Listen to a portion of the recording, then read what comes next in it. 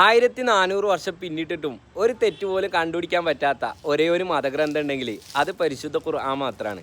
എന്നാൽ സൂറത്തുൽ കഹ്ഫിൽ ഒരു ആയത്ത് കാണാം. ഹത്താ ഇദാ ബലഗ മഗ്രിബ ശംസി വജദഹ തഗ്റുബു ഫി ഐനിൻ ഹമിയത്തിൻ. അദ്ദേഹം സൂര്യൻ അസ്തമിക്കുന്ന സ്ഥാനത്തെത്തിയപ്പോൾ ആ സൂര്യനെ ഒരു ചളിവെള്ളമുള്ള ജലാശയത്തിൽ മറഞ്ഞു പോകുന്നതായിട്ട് കണ്ടു. ഈ ഒരു ആയത്ത് പരാമർശിച്ചുകൊണ്ട് ഖുർആനെ വിമർശിക്കുന്നവരുണ്ട്. സൂര്യൻ ചളിയിലാണ് അസ്തമിക്കുന്നത് എന്ന് ഖുർആൻ പറയുന്നുണ്ടല്ലോ. എന്നാൽ ഖുർആൻ എന്താ പറഞ്ഞതെന്നുള്ളത് നിങ്ങളൊന്ന് ശരിക്കും കേട്ടോക്കി. വജദഹ തഗ്റുബു ഫി ഐനിൻ ഹമിയത്തിൻ എന്നാ പറഞ്ഞത്.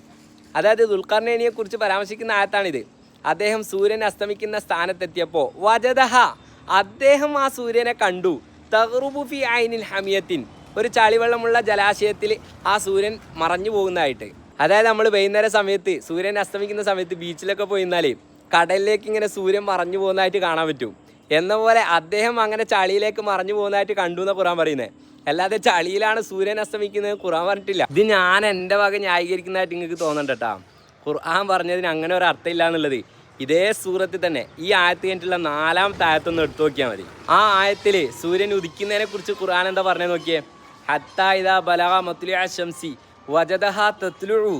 അദ്ദേഹം സൂര്യൻ ഉദിക്കുന്ന സ്ഥാനത്തെത്തിയപ്പോൾ സൂര്യൻ ഉദിക്കുന്നതായി കണ്ടു, അത്രമാത്രമേ പറഞ്ഞിട്ടുള്ളൂ. അല്ലാതെ ചളിയിൽ നിന്ന് ഉദിക്കുന്നു എന്ന് പറഞ്ഞിട്ടില്ല. അപ്പം തന്നെ മനസ്സിലായിക്കൂടെ നേരത്തെ പറഞ്ഞതിന് അങ്ങനെ ഒരു മാന ഇല്ല എന്നുള്ളത്. സുബ്ഹാനല്ലാഹ്.